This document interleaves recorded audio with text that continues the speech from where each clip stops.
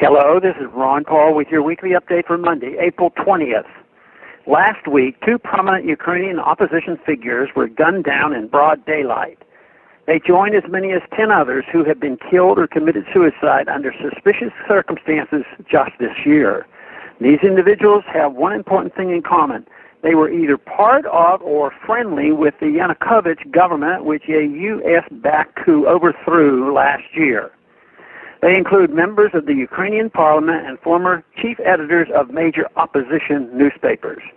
While some journalists here in the United States have started to notice the strange series of opposition killings in Ukraine, the U.S. government has yet to say a word.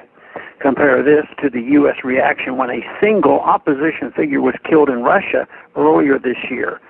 Boris Nemtsov was a member of a minor political party that was not even represented in the Russian parliament. Nevertheless, the U.S. government immediately demanded that Russia conduct a thorough investigation of his murder, suggesting the killers had a political motive.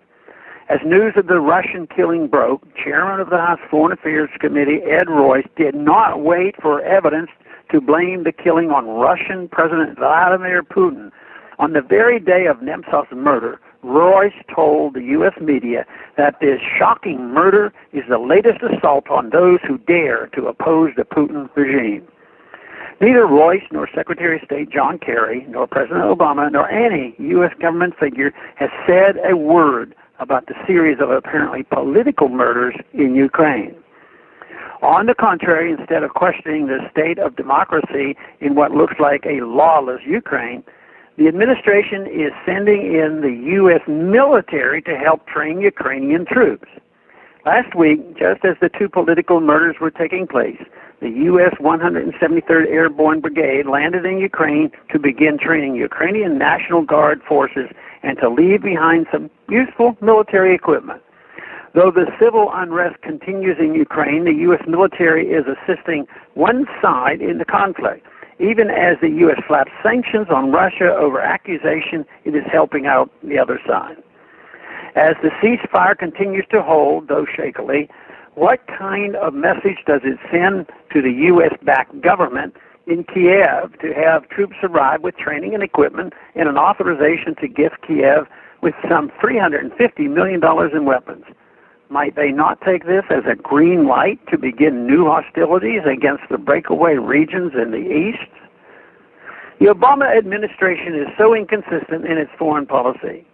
In some places, particularly Cuba and Iran, the administration is pursuing a policy that looks to diplomacy and compromise to help improve decades of bad relations. In these two cases, the administration realizes that the path of confrontation has led nowhere. When the president announced his desire to see the end of Cuba sanctions, he stated very correctly that we are ending a policy that was long past its expiration date. When what you're doing doesn't work for 50 years, it's time to try something new. So while Obama is correctly talking about sanction relief for Iran and Cuba, he is adding more sanctions on Russia, backing Saudi Arabia's brutal attack on Yemen, and pushing even harder for regime change in Syria. Does he really believe the rest of the world does not see these double standards? A wise consistency of non-interventionism in all foreign affairs would be the correct course for this and future U.S. administrations.